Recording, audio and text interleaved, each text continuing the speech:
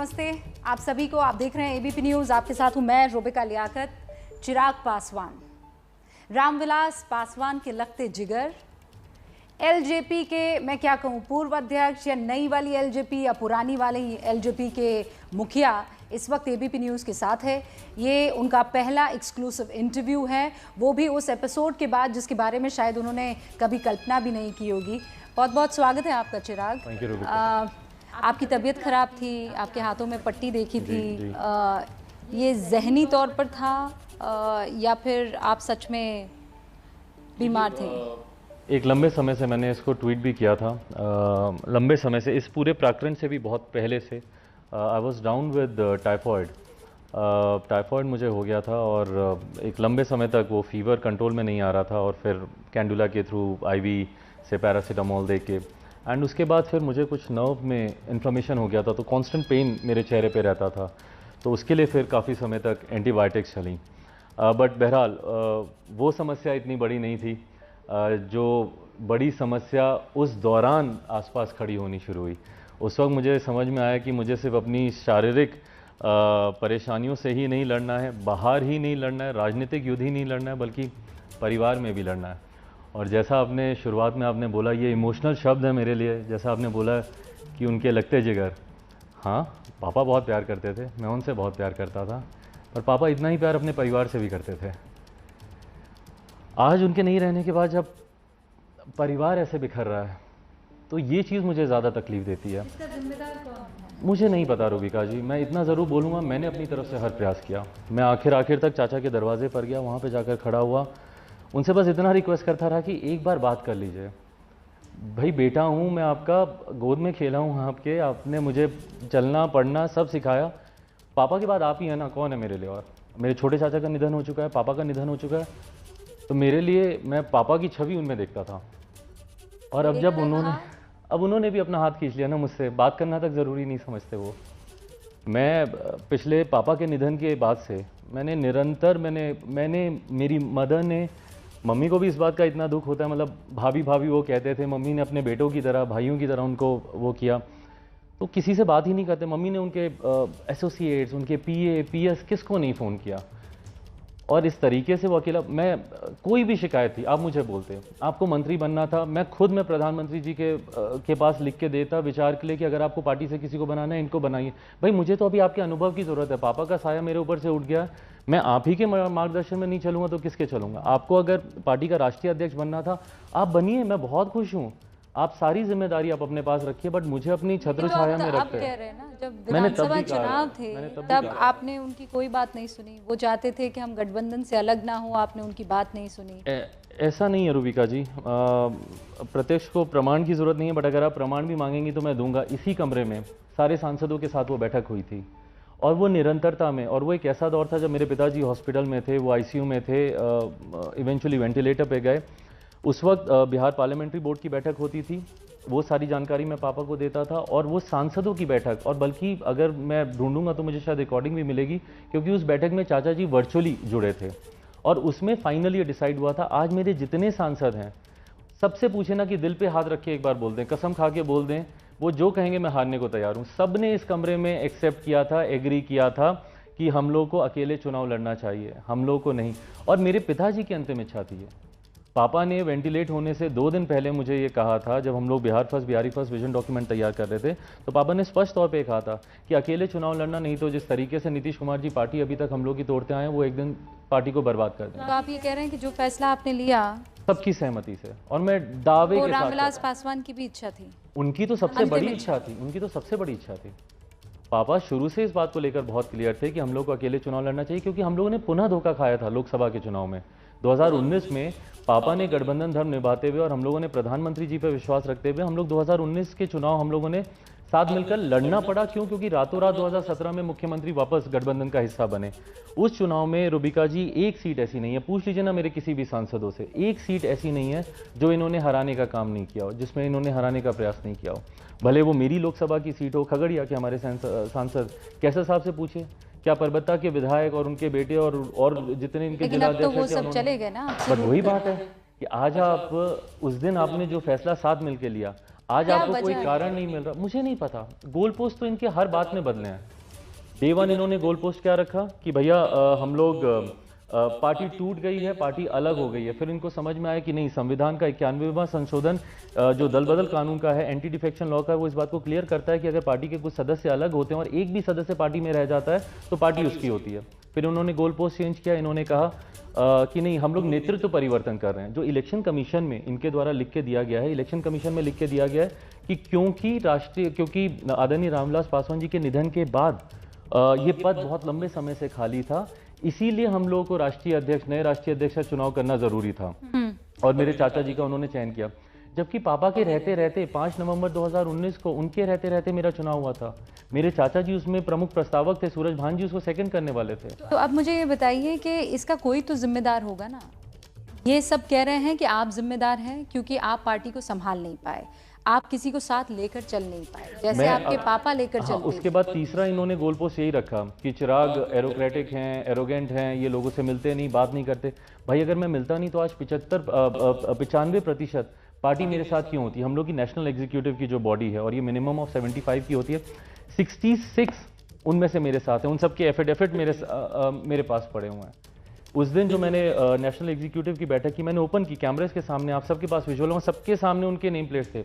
और कोई दावे के साथ अगर मुझे बोल दे कि उसमें से कोई नई नियुक्ति है या कोई ऐसा व्यक्ति है जिसको मैंने अभी अपॉइंट किया है, मेरे आउट ऑफ 36 उसमें से एक स्टेट यूटी का एक प्रेसिडेंट लद्दाख का, उसकी अपॉइंटमेंट ही नहीं हुई थी। बाकी out of 33 state presidents they were present in that meeting. तो अगर मैं बात नहीं करता, अगर मैं लोगों को साथ लेकर नहीं चलता, तो ये 95% लोग मेरे साथ क्यों होते? मुझसे जो अलग हुए हैं वो टोटल 9 लोग हैं, जिसमें से 5 सांसद हैं। और ये इनकी अपनी अपनी राजनीतिक महत्वाकांक्षाएं हैं, किसी को मंत्री बनना है। दो तो आपके परिवार के लोग हैं ना। दुख तो इसी बात का है। एक तो वो है जिनको आपने पढ़ाया है, जिनको आपने गोद में खिलाया, जैसे आपके चाचा ने आपको गोद। मुझे लगता है उनके स्कूल में आप जाके देखेंगे तो शायद गार्जियन के तौर पर मेरा ही नाम लिखा होगा, प्रिंस के। तो फिर उन्होंने ऐसा क्यों किया? मुझे नहीं पता रूबिका जी, मैं बोल रहा हूँ कि जब मेरे अपने ही मुझे धोखा दे दे, मैं किसी पे क्या उंगली उठाऊं? मैं क्या बोलूं कि जदयू ने क्या किया? फिर आपके नेता होने पर तो सवाल उठेंगे ना कि आपको ये पता ही नहीं है कि आपके पीठ पीछे क्या हो रहा है। नेता होने पे नहीं, परिवार का सदस्य होने के नाते, और क्योंकि इसमें मैंने जिम्मेदारी मेरे चाचा पे छोड़ रखी थी, परिवार के मुखिया वो थे, ये जिम्मेदारी उन पे थी कि जिस तरीके से पापा परिवार को एक साथ लेकर चले, मैं उम्मीद करता था कि मेरे चाचा भी उसी तरीके से। पर अगर उन्होंने ही मेरी पीठ में खंजर भोंका तो मैं शिकायत किससे करूं? आप कह रहे हैं प्रधानमंत्री नरेंद्र मोदी, आपने शिकायत की उनकी? नहीं, देखिए वो चुनावी दौर था, उसमें मैंने ज़रूर इस बात को मैंने प्रमुखता से कहा था, और मैं आज भी मैं मानता हूँ कि मैंने आदरणीय प्रधानमंत्री जी पर विश्वास रखते हुए और बिना अपनी किसी भी आइडियोलॉजी से समझौता किए हुए मैं मजबूती से उनके हर फैसले के साथ खड़ा रहा। जैसे भगवान राम के लिए हनुमान माता सीता को ढूंढने गए, उनके लिए लंका तक ज़रूरत पड़ी तो जलाने का काम किया, मैंने प्रधानमंत्री जी के हर फैसले के साथ मजबूती से उनका साथ दिया। मेरा 2014 में रूबिका जी अलायंस भारतीय जनता पार्टी के साथ हुआ था, नीतीश कुमार जी के साथ नहीं हुआ था। उस वक्त भी मेरे पास विकल्प था, मेरी पार्टी के पास विकल्प था, क्योंकि नीतीश जी उस वक्त मौजूदा प्रधानमंत्री जी की प्रधानमंत्री पद की दावेदारी के सवाल पर ही उनका हाथ छटक कर अलग हुए थे। तो मैं चाहता तो उस वक्त मैं नीतीश कुमार जी के भी साथ जा सकता था, बट मैंने और पार्टी ने डिसाइड किया कि हम उनके साथ जाएंगे। बट हाँ, हम लोगों ने मजबूती से धारा 370 की बात हो, ट्रिपल तलाक की बात हो, राम मंदिर निर्माण की बात हो, सबसे बड़ी बात CAA NRC को भी लेकर मजबूती से बिना अपनी आइडियोलॉजी के साथ कॉम्प्रोमाइज़ किए हुए मैं भारतीय जनता पार्टी के साथ मैं खड़ा रहा। बट नीतीश जी ने तो उसके खिलाफ विधानसभा में प्रस्ताव तक पारित किया। नहीं, तो लेकिन आज अब की वो लोग तारीख साथ में है, अब वो हाँ, लोग साथ है। बिल्कुल वही मैंने कहा कि पर अब आज की तारीख में ये फैसला मुझे नहीं, भारतीय जनता पार्टी को करना है कि जिसने आपका हर कदम पर साथ दिया आपको उनका साथ देना है, या जिसने हर कदम पर आपकी नीतियों पर सवाल उठाया आपको उनका साथ देना पर राजनीति तो नंबर का खेल है ना। है। ये इलेक्टोरल पॉलिटिक्स में ज़रूर आप इस बात को कह सकती हैं, पर जब आप जनरल परसेप्शन की बात करती हैं, आज मुझे लगता है कहीं ना कहीं सोशल मीडिया पे आपने भी इस बात को अनुभव किया होगा, जिस तरीके से जनता का साथ, और अब तो मेरे पास सिर्फ जनता ही बची है रूबिका जी, अब तो मेरे परिवार ने भी मेरा साथ छोड़ दिया।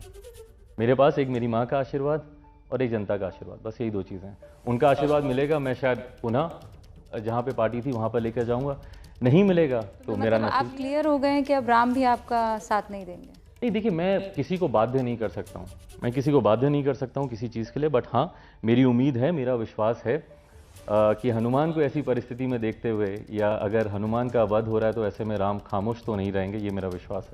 तो अब तो बड़ा अरसा हो गया है, अब तक उन्होंने कुछ नहीं, आपने फ़ोन किया उनको, आपने समय मांगा उनसे? देखिए मैंने अभी फ़िलहाल मेरी प्राथमिकताएं अलग हैं।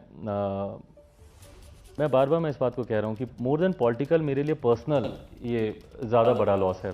तो मेरी प्राथमिकताएं अभी अलग है। मैं चाहता हूँ कि वापस से पार्टी के संगठन को उसी मजबूती से खड़ा करूं। अभी पर इसमें उसके कौन लिए साथ आपको है राम नहीं की है। साथ जरूरत पड़ेगी ना, तो आपने फोन किया नहीं, उनको, उनसे फिलहाल बात हुई? नहीं, मैंने अभी नहीं किया। अमित शाह जी से आपकी बात मेरी हुई? अभी किसी से नहीं बात हुई रूबिका जी। जेपी नड्डा जी से आपकी मेरी अभी बात हुई? किसी से नहीं बात हुई।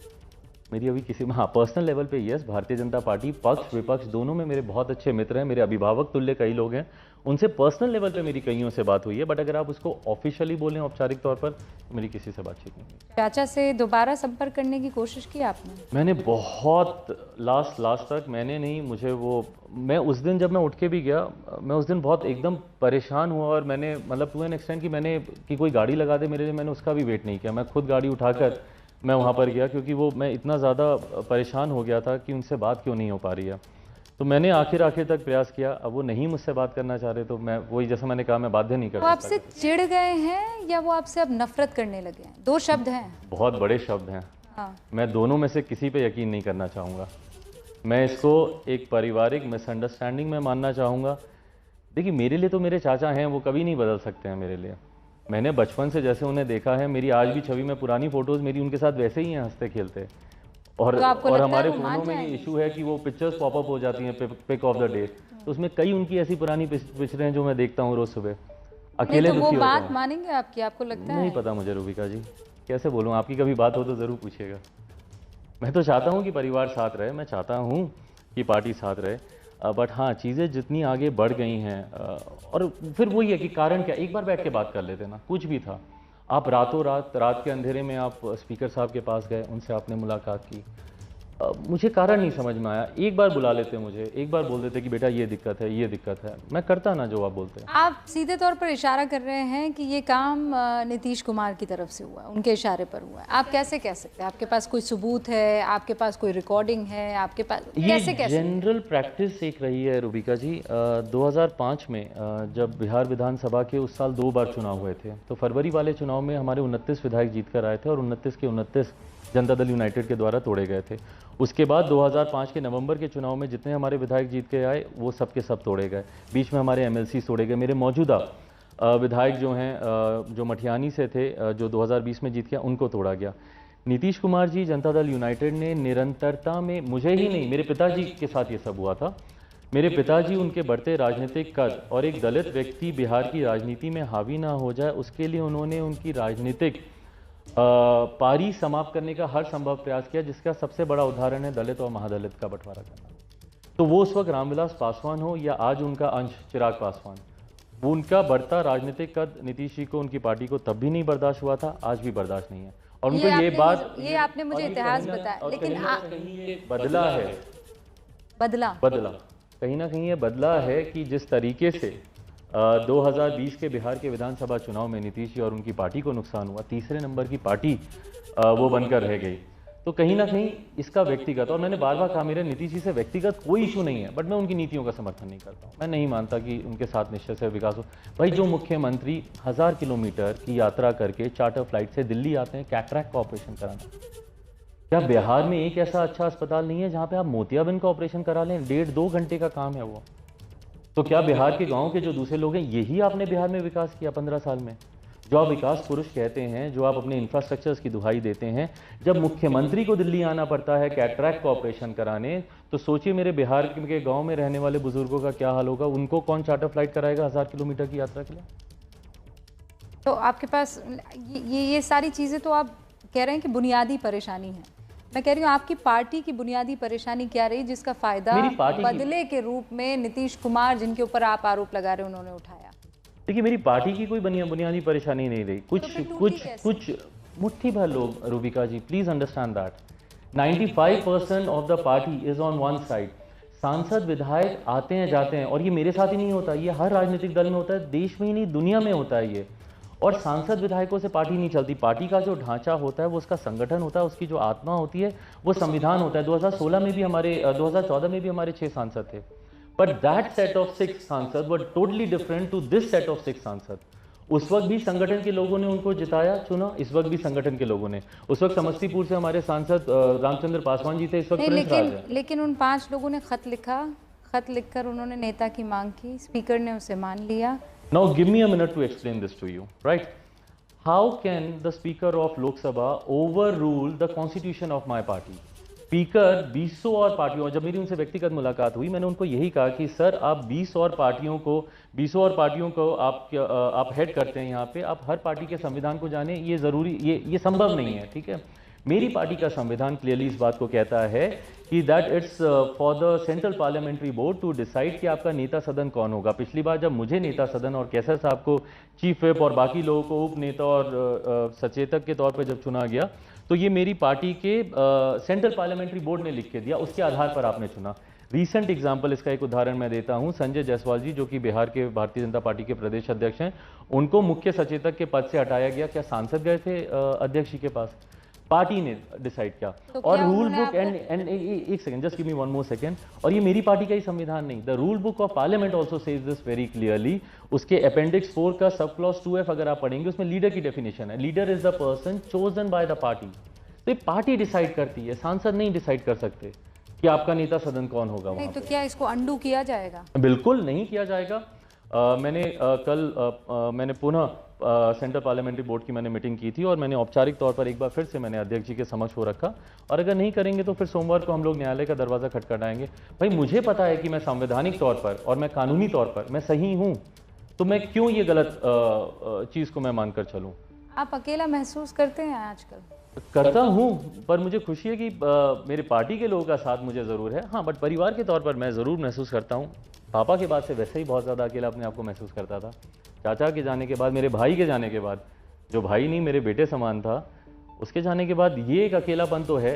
पापा के जाने के बाद जो एक जगह खाली हुई वो जगह और बढ़ गई है अब। पर हाँ, जनता के बीच जाऊंगा, उनका आशीर्वाद, अब जनता नहीं तो और कौन है मेरे लिए। रामविलास पासवान होते तो आज ये दिन देखना पड़ता पार्टी को? मुझे नहीं पता, कहीं ना कहीं उनके रहते हुए भी, और मुझे चिंता थी कि आखिर के दिनों में पापा इस बात को लेकर बहुत परेशान थे कि ये गाहे बगाहे इस तरीके की बातें उस वक्त भी उठती थी। मुझे याद है जब पापा हॉस्पिटल में भी थे उस वक्त भी 2 बार, और मुझे लगता है कि पापा की चाचा से जो आखिरी बार फ़ोन पे बात हुई थी हॉस्पिटल से, उसमें पापा ने यही कहा था कि क्यों इस तरीके की बातें सामने आती हैं कि पार्टी टूट रही है, पार्टी टूट रही है, क्यों तुम लोग कर क्या रहे हो, क्यों ऐसा हो रहा है। तभी मेरे चाचा पशुपति कुमार पारस जी ने 27 सितंबर 2020 मेरे पिताजी के निधन से 11 दिन पहले एक प्रेस विज्ञप्ति उन्होंने जारी की थी, जिसमें उन्होंने स्पष्ट तौर से कहा था कि पार्टी के कुछ सांसदों के बार बार टूटने की खबरें आती हैं जिसमें उनका भी नाम आता है, जिसको लेकर वो दुखी हैं, और उन्होंने स्पष्ट तौर पे कहा था कि मेरी पूरी निष्ठा पार्टी के राष्ट्रीय अध्यक्ष चिराग पासवान जी और उनके द्वारा लिए गए तमाम निर्णयों के साथ है, उनके फैसले के साथ मैं चट्टान की तरह खड़ा हूँ। तो उस वक्त भी गाहे बगाहे पापा के भी सामने ही आती थी। आज अगर पापा, मैं बस इतना जानता हूँ रूबिका जी कि पापा जहाँ पे भी होंगे, पूछेगा मेरे चाचा जी से कि दिल पे हाथ रख के बोलें क्या पापा खुश होंगे। महत्वाकांक्षाएं किसी की कितनी भी बड़ी क्यों ना हो, क्या पापा के निधन के बाद, जब आज साल नहीं हुआ, 9 महीने नहीं हुए पापा को गए हुए, उनकी बरखी नहीं मनाई अभी तक हम लोगों ने, और ये एक ऐसी रस्म होती है बिहार में जहाँ पे पूरा परिवार, इस बार जब उनकी बरखी होगी तो मैं और मम्मी अकेले होंगे ना, मेरे परिवार के लोग तो मेरे साथ नहीं होंगे। तो क्यों, क्या ऐसी जल्दबाजी थी, क्या ऐसी ज़रूरत थी, कौन से चुनाव आ रहे थे अभी ही क्यों करना था आपको? साल बीतने देते, साथ रहते, मेरे पापा की जगह रहते। अभी ऐसी क्या जल्दी पड़ गई थी, क्या ऐसा पहाड़ टूट गया था, कौन से चुनाव थे कि आपको अभी पार्टी को तोड़ना था, जब मुझे, मम्मी, सबको, उन सब की ज़रूरत थी। आप 5 तारीख को जाने वाले हैं बिहार? जी, 5 को जाऊंगा बिहार। आशीर्वाद यात्रा की मैंने बात की है, पापा की कर्मभूमि हाजीपुर से इसकी शुरुआत करूंगा और बिहार भर में ये यात्रा होगी। आपको परमिशन नहीं मिली तो? नहीं मिलेगी, मैं जानता हूँ, कोरोना प्रोटोकॉल्स होंगे। मैं कोशिश करूँगा कि तमाम नियम कायदे कानूनों का मैं पालन करूँ। जो गैदरिंग है, मैं कोई बड़ा कार्यक्रम नहीं कर रहा, मैं बस घूमते घूमते, बस्ती बस्ती घूमते घूमते मैं निकलूँगा। 8 अक्टूबर जिस दिन पापा का निधन हुआ, उस दिन से मैं एक पदयात्रा की भी शुरुआत करूँगा और उसमें फिर मैं पूरे प्रदेश में 3 महीना 6 महीना जितना भी समय लगे घूम घूम के। आपकी मम्मी कैसे ले रही है इस पूरे? सबसे ज़्यादा मुझे लगता है दुख उन्हीं को ही है, सबसे ज़्यादा इफेक्टेड को ही हैं। 43 years married to my father and मतलब अपनी ज़िंदगी का एक पूरा हिस्सा उन्होंने जिस परिवार के लिए दिया। और हम लोग तो कई बार हम लोग मजाक भी उड़ाते थे कि अरे क्या आप जब देखो परिवार साथ रखना, ये करना वो करना, चाचा चाची भाई भतीजा सब, तो मम्मी ने सबको बांध के रखा। आज पापा के जाने के बाद एकदम से वो डोर कैसे टूटी उनको भी नहीं पता चला। मतलब जो लोग भाभी भाभी करके उनके साथ खड़े रहते थे, पापा के जाने के बाद उन्होंने पलट के मम्मी को नहीं देखा कि भाभी आप ठीक हैं, आपको ज़रूरत तो नहीं है किसी चीज़ की। इस घर में आए ही नहीं मेरे परिवार के वो लोग। 9 महीने हो गए आज। मेरा भाई ज़रूर आता था, प्रिंस ज़रूर आता था, बट अदरवाइज चाचा चाची सबने ऐसे मुंह मोड़ा पापा के जाने के बाद कि जैसे वो इंतज़ार ही कर रहे थे पापा के जाने का। आप कह रहे हैं आपने कोशिश की और आपके चाचा ये कह रहे हैं कि आप सुनते ही नहीं थे, आप अपनी अलग ही ओह में थे। मैं उनका बेटा हूँ ना, कान पकड़कर हाथ खींचकर बैठा लेते, हक है ना उनका, क्यों नहीं सुनता मैं? आप मुझे बताइए ना क्या कारण है कि मैं नहीं सुनता। रूबिका जी, कभी आपने मुझे देखा कि मैंने किसी का अपमान किया हो? या मेरे संस्कारों में नहीं है ये, जो भी मेरे बारे में सारी बातें कहते हैं मेरे संस्कारों में नहीं है ये। मुझे पापा मम्मी ने सिखाया ही नहीं है कि मैं किसी की बात नहीं सुनूं या मैं उनका अपमान करूं या मैं अकेले बढ़ता रहूं। मैं नहीं कर सकता, मैं बाय नेचर ऐसा नहीं हूं। तो उनका तो पूरा हक था, अधिकार। अच्छा मुझसे नहीं, मम्मी से बात कर लेते। चलिए मम्मी को बोलते कि दीपू, घर का मेरा नाम है, कि मम्मी को बोलते कि चिराग को आप समझाइए, उसको बोलिए कि बैठे बात करे, ये करे। मैंने जो एक पत्र होली के दिन लिखा था, पापा को होली बड़ा अच्छा लगता था, हम लोग हमेशा धूमधाम से मनाते थे। होली के दिन मैं सबसे ज़्यादा अपने आप को मैंने अकेला महसूस किया कि जब पापा भी नहीं है, परिवार का भी कोई और नहीं है, मैं और मम्मी। तो उस दिन मैंने पत्र लिखा। उस पत्र में मैंने लिखा कि महीनों से आपसे बात नहीं हो रही है, प्लीज़ कुछ भी आप मुझे बुलाइए, मुझे बैठा के बात कीजिए। तो वो पत्र भी इस बात का उदाहरण है कि वो बात ही नहीं कर रहे थे मुझसे। तो शायद वो पत्र ही वजह थी अलगाव की, वो पोस्ट ही जो आपने किया था अलगाव की सबसे बड़ी वजह है। नहीं, बिल्कुल चाचा नहीं। की तरफ से कहा जा रहा है। नहीं, बिल्कुल नहीं। देखिए मैं बोल रहा हूँ, चाचा जी की तरफ से बहुत गोल पोस्ट चेंज हुए हैं। उन्होंने मुझसे सवाल पूछा कि भाई चिराग से पूछे कि उन्होंने मुझे प्रदेश अध्यक्ष के पद से क्यों हटाया, जबकि मैंने नहीं हटाया। ये जिम्मेदारी पूरी तरीके से राष्ट्रीय अध्यक्ष के ऊपर होती है कि कौन से प्रदेश में कौन अध्यक्ष को बनाना है, किसको हटाना है। ये उस वक्त तत्कालीन हमारे राष्ट्रीय अध्यक्ष मेरे पिताजी, हमारे नेता आदरणीय रामविलास पासवान जी थे। ये फैसला उनके द्वारा लिया गया कि चाचा की जगह प्रिंस वहाँ पे प्रदेश अध्यक्ष बनेंगे। तो वो पता नहीं कौन सी गलतफहमी में है। अच्छा, अब मुझे ये बताइए आगे का आपका क्या रूट रहने वाला है? तेजस्वी यादव कह रहे हैं कि 2010 में लालू प्रसाद यादव ने राज्यसभा के लिए आपके पापा की मदद की थी, ऋण चुकाएंगे? नहीं, सही कह रहे हैं वो, कोई गलत नहीं कह रहे हैं, बट इसका ऋण चुकाने का मतलब तात्पर्य कैसे हो सकता है वो मैं नहीं समझ पाऊंगा। बट आज की तारीख में रूबिका जी, मेरा ध्यान पूरी तरीके से केंद्रित है मेरी पार्टी को पुनः खड़ा करना मजबूती के साथ। ऑफर दे रहे हैं? मैं किसी पक्ष विपक्ष में मैं कहीं नहीं जा रहा। उनके ऑफर के लिए मेरे छोटे भाई हैं, और ये मैं पहली बार नहीं कह रहा हूँ, मैं कई बार कह रहा हूँ। ये नहीं कि आज की परिस्थिति की वजह से मैं उन्हें अपना छोटा भाई कह रहा हूँ। तेजस्वी मेरे छोटे भाई हैं, पिताजी लालू जी का एक लंबा संबंध रहा है, मित्रता उन दोनों के बीच में रही है। तो उस नाते बचपन से मेरी उनसे बातचीत होती है। तो उन्होंने ये जो प्रस्ताव रखा उसके लिए बहुत बहुत उनका धन्यवाद। बट आज की तारीख में मेरी प्राथमिकताएं कुछ और हैं। पहले मैं उन प्राथमिकताओं को पूरा कर लूं, पार्टी को पुनः खड़ा कर दूं, पर एक ऑप्शन है, उसके बाद भविष्य में देखें, सोचें, कुछ करें। बीजेपी आपकी साथी है कि प्रतिद्वंदी है इस वक्त? मुझे नहीं पता, मुझे नहीं पता, किसी बात का नहीं। अब इंतजार किस बात का करूंगा? अब तो बस जनता के बीच में जाना है, अब उनसे आगे की राह उनके साथ मिलकर तय करनी है। इंतजार मुझे किसी का नहीं है अब। शायद एक समय तक था, एक समय तक उम्मीद थी, पर अब किसी का नहीं है। अब मैं बस अकेले, अब मुझे पता है कि भैया जब आप संघर्ष के रास्ते पर होते हैं, और ये संघर्ष का रास्ता मैंने खुद ही चुना है। जो लोग बोलते हैं कि भाई अरे गलत फैसला, अरे मुझे नहीं पता था। मुझे पता था कि अगर मैं एनडीए के साथ में जाता तो पीछे एक तस्वीर है जिसमें प्रधानमंत्री नरेंद्र मोदी आपके कंधे पर हाथ रखे हुए हैं। ये तस्वीर हटा देंगे या रहने देंगे? मैं उम्मीद करता हूँ कि तस्वीर रहेगी। उम्मीद कर रहे हैं चलिए, उम्मीद पर दुनिया कायम है। ऑल द बेस्ट चिराग। तो Chirag Paswan exclusively ABP news के साथ इस वक्त बातचीत कर रहे थे। बहुत सी चीज़ों के बारे में उन्होंने खुलकर बात की है, भावुक भी हुए हैं। लेकिन एक बड़ी खबर ये है, वो कह रहे हैं अब मुझे किसी का यकीन नहीं है, किसी से उम्मीद नहीं है, मैं अकेला हूँ और मेरे साथ जनता है। एक छोटे से ब्रेक लिए रुक रहे हैं। बहुत बहुत शुक्रिया चिराग, अपना ख्याल रखिएगा। आप देखते रहिए एबीपी न्यूज़, आपको रखे आगे।